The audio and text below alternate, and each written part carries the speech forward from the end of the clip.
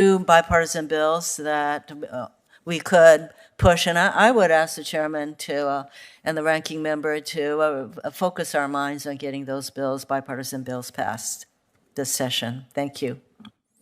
Thank you, Senator Hirono. Senator Tillis.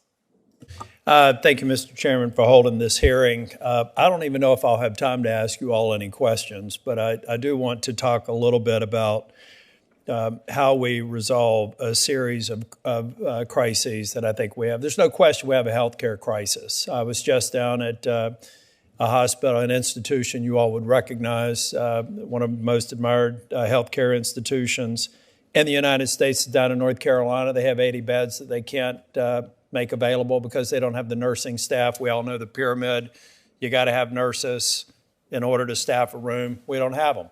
Capacity that's lost because we don't have healthcare workers. We have a food security crisis. Now, getting away from healthcare, there's an agriculture group meeting with my staff right now. I'll guarantee you the first issue, the top issue that they have are resources to actually work in meat processing facilities, picking delicate fruits, doing the kinds of things that we need labor for. So we have a food security crisis. We have a housing crisis. The cost of labor has gone up astronomically. The length of time it takes to build a house has gone up. The cost of affordable housing has gone up and been made less affordable because we don't have labor inputs there.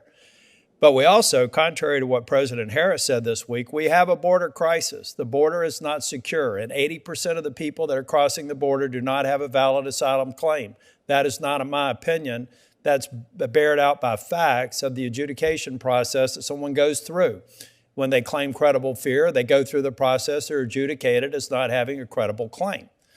So how do we solve all these crises? We recognize we have a problem at the border, we have labor input problems, and we solve the problem as a group. It will not be done in isolation. The bipartisan bills that Senator Hirono talked about, I agree with on its face. They don't have a prayer of getting passed unless we look at this more holistically. If we take a look, Ms. Peterson, at just even trying to process, in North Carolina, we use up our caps.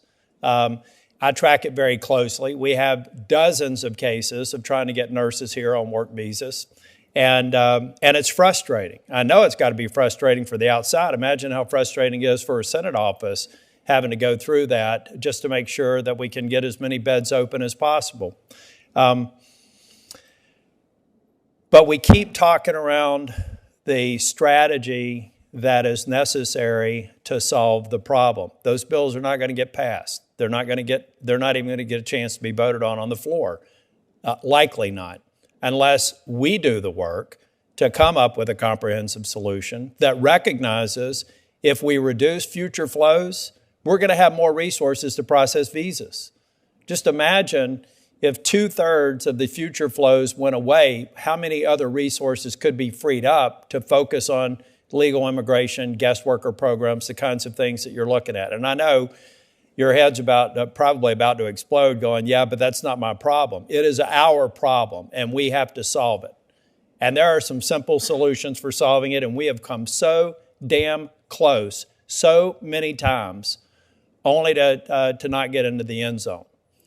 We have to recognize that there are people on both sides of the aisle who are willing to work together to address these worker shortages, but not a single one of us, or at least me, I won't speak for my colleagues, will unless we fix the underlying problem with border security and 2 million plus people coming across the border illegally every year. We can do that with asylum reform. We could reduce the future flows overnight. We could shift resources to value-added processes like addressing these worker shortages that go across every sector. And if we will take the time to do that, stop talking past each other, recognize that all of us are going to have to make some difficult political decisions, we can fix this. This is not rocket science. This is something we know what the fixes are. And this committee has a role to play in it. Other committees have a role to play in it, but Congress has a responsibility to do this. And I hope that before the end of this Congress, we can stop talking past each other, deal with the asylum issues that are, I think, probably the primary concern that Senator Cornyn and I have, and we're ready to address these empirically driven shortages in critical areas, not only healthcare, but across the spectrum of sectors in the United States. And I, for one, hope that we get it done before the end of this Congress. I do recognize your problem. We feel it every day in North Carolina, and I'm going to do everything I can to help be a part of the solution. Other people need to step up. Thank you. I'll yield back my second. Thank you, Senator Tillis. I'm going to take that second just to thank you, because I think the public does deserve to hear that you have been engaged on this issue and in our conversations, and we're striving to. We have yet to find the common ground that enough of us around here can vote to have a final work product approved by the Senate as a body that would be meaningful and helpful. The frustration that only mildly share publicly is, in some conversations, we've gone in the direction of, well, like if you're trying to be too global, too comprehensive, it's all going to fall apart.